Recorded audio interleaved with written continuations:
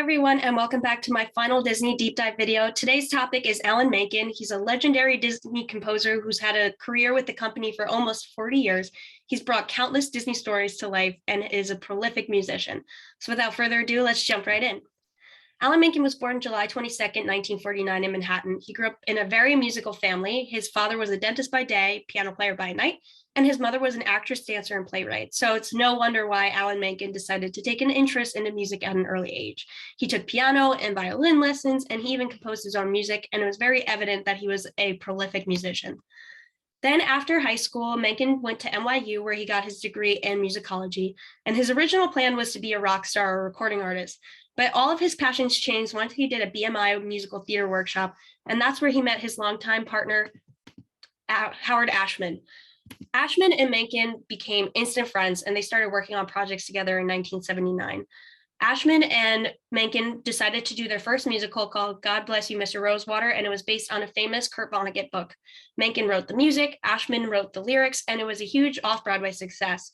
After Rosewater, they kept working on several small projects, but nothing really picked up until they struck gold with their next project, which was Little Shop of Horrors. The two wanted to do something different, and they landed on the idea of making a musical version of this very odd cult film about a man eating plant. And the show was so wildly successful that it even needed a larger theater, and that's where it celebrated a 5-year run. The play won numerous awards and set a box office record for highest grossing off-Broadway play of all time, and it was even made into a film. And that leads us to where Ashman and Menken get involved with the Disney company. So Ashman and Menken were wildly successful after Little Shop of Horrors, and they caught Disney's eyes. And Disney hired them to do a couple small projects, and the first one that they worked on was a song called Once Upon a Time in New York City for the movie Oliver and Company, and the song was sung by Billy Joel. Then they called them in for the big guns. So Disney wanted to take a gamble. They wanted to make their first fairy tale film in over 30 years, and they brought in Howard and Ashman to really bring this musical to life. The movie did really, really well. They won 2 Golden Globes and 3 Academy Awards, and it ushered in this period called the Disney Renaissance. And the Disney Renaissance happened in the late 80s after the company was in kind of a lull, and The Little Mermaid is really what kickstarted it, and especially the Little Mermaid score changed the way that Disney did their storytelling.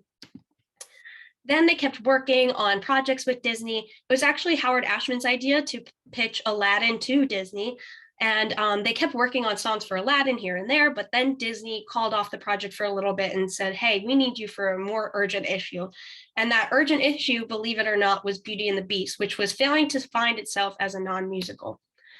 But then some tragedy struck, and Howard Ashman unfortunately passed away from AIDS, and it was a terrible loss for Menken and the Disney company.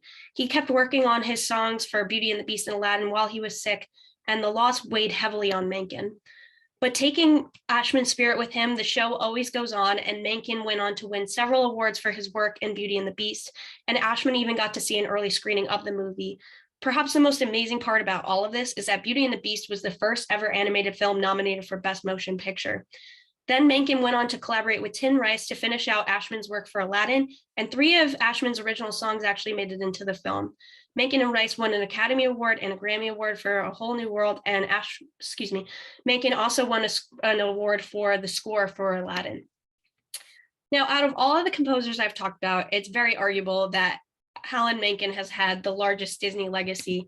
He and Ashman were really responsible for ushering in the Disney Renaissance, like I talked about, and they changed the way that Disney told their stories from now on. Today, he still has a strong partnership with the Disney company, and he brings Ashman's spirit to life through his music even today. He's worked on movies like Home on the Range, The Shaggy Dog, Enchanted, and Tangled, and more. And his most recent project with the Disney company will be the live-action Little Mermaid, where he's teaming up with Lin-Manuel Miranda to write new original songs for the movie.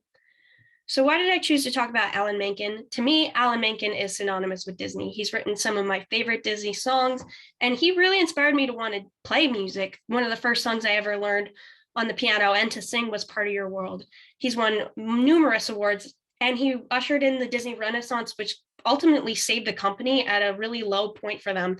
It was Menken's brilliant score and the new creative team that brought Disney back to life.